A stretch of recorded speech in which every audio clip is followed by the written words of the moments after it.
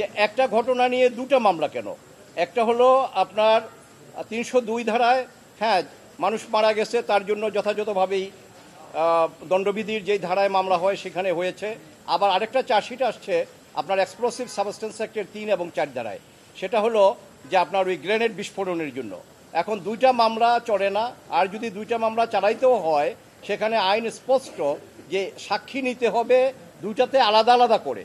কিন্তু এই মামলায় আজকে আমরা মাননীয় আদালতে আমরা এটা দেখিয়েছি যে একটা মামলায় সাক্ষী নিয়ে ওই সাক্ষীটা আরেকটা মামলাতে হুবহুব তুলে দিয়েছে কার্বন কপি করে, যে এটা বিচারের নামে প্রহসন এবং এটা হতে পারে না। আমরা এটা মাননীয় আদালতের নজরে এনেছি এবং এটার সুবাদে আমাদের ইন্ডিয়ান সুপ্রিম কোর্টের, পাকিস্তান সুপ্রিম কোর্টের বিভিন্ন ডিসিশন আমরা বই আকারে মাননীয় বিচারক মহোদয় যারা আছেন, including hour honourable chief justice, আমরা এটা দাখিল করেছি। তো কেস অ্যাডজার্ন হয়েছে, আগামীকালকে আবার সকাল 9টায় আমরা আশা করছি, যেটা আজকে মাননীয় প্রধান বিচারপতি মহোদয় বললেন যে 1 নম্বর আইটেমে থাকবে, আগামীকালকে আবার এটা শুরু হবে।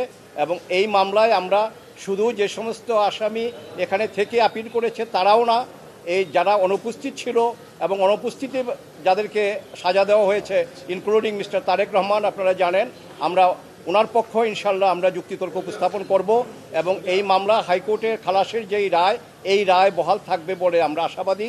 এবং সেই খালাসের রায়ে হাইকোর্ট বিভাগ বলেছে যে যদিও তারেক রহমান সাহেব আপিল করতে পারেনি, কিন্তু এই জাজমেন্ট তার বেলায়ও প্রযোজ্য হবে এবং আমরা আশাবাদী ইনশাল্লাহ আমাদের সুপ্রিম কোর্টেও এটা বহাল থাকবে।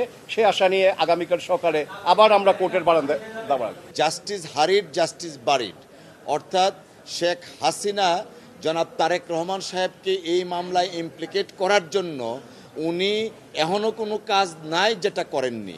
অর্থাৎ মামলার অবস্থা দৃষ্টি মনে হয় যে আইবি রহমান সহ 24 জনের যে আনফর্চুনেট ডেথ হয়েছিল, শেখ হাসিনা নিজে আইবি রহমান হত্যার বিচার হোক সেটা চায় নাই।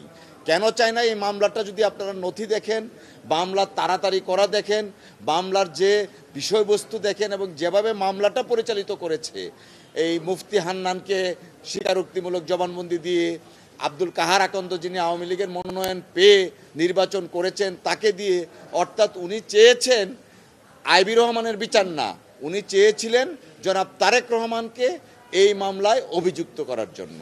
এই কারণে বললাম জাস্টিস হারিড, জাস্টিস বারিড। 2009 সালে 61 জন সাক্ষীর জবানবন্দি শেষ। তারপরে প্রসিকিউশনের পক্ষ থেকে একটা দরখাস্ত দেয়া হলো 2009 সালের মার্চ মাসে।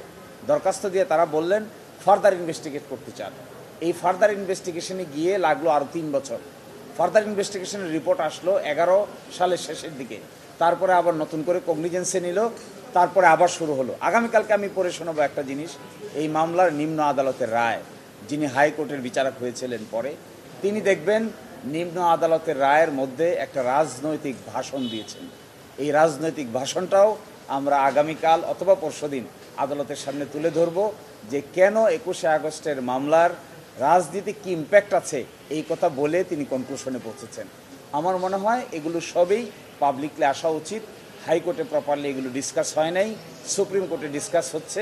So this is a good opportunity for everyone.